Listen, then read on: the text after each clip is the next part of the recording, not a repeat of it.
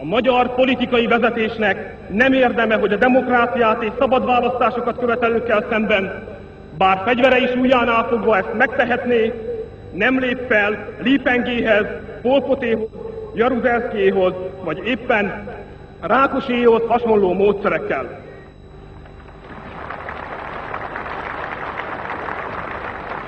Polgártársak, ma 33 évvel a magyar forradalom és 31 évvel az utolsó felelős magyar miniszterelnök kivégzése után esélyünk van arra, hogy békés úton érjük el mindazt, amit az 56-os forradalmárok véres harcokban, ha csak néhány napra is, de megszereztek a nemzet számára.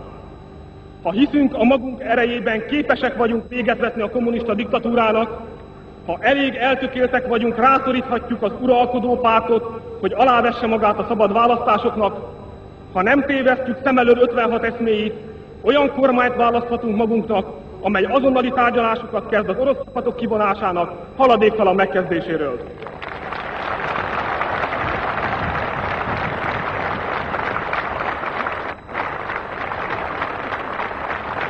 Ha van bennünk elég mert, hogy mindezt akarjuk, akkor, de csak akkor beteljesíthetjük forradalmunk akaratát. Senki sem hiheti, hogy a pártállam magától fog megváltozni. Emlékezzetek! 1956. október 6-án Rajk László temetésének napján a párt napilapja, a Szabad Nép öles betűkkel hirdette címlapján: soha többé! Csak 3 hét telt el, és a kommunista párt AVH-s legényeivel békés, fegyvertelen tüntetők közé lövetett. 2 év sem telt el a soha többé óta, és az MSZNP Rajkéhoz hasonló koncepciós perekben ítélte halálra ártatlanok százait, közöttük saját elvtársait. Ezért nem érhetjük be a kommunista politikusok semmire sem kötelező ígéreteivel. Nekünk azt kell elérnünk, hogy az uralkodó párt, ha akar, se tudjon erőszakot alkalmazni ellenünk.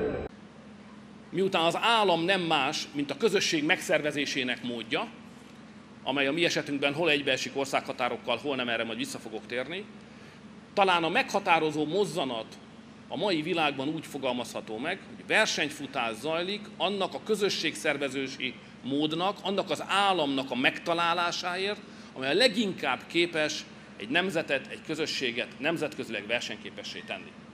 Ezzel magyarázható, tisztelt Hölgyeim és Uraim, hogy ma a sláger téma a gondolkodásban azoknak a rendszereknek a megértése, amelyek nem nyugatiak, nem liberálisok, nem liberális demokráciák, talán még demokráciák sem, és mégis sikeressé tesznek nemzeteket. Ma a sztárok a nemzetközi elemzésekben Szingapúr, Kína, India, Oroszország, Törökország. És azt hiszem, hogy a mi politikai közösségünk évekkel ezelőtt jól érezte meg, jól tapintott rá, talán föl is dolgozta intellektuálisan ezt a kihívást, és ha visszagondolunk arra, hogy mit csináltunk az elmúlt 4 évben, és mit fogunk tenni a következő 4 évben, akkor valójában ez értelmezhető innen is.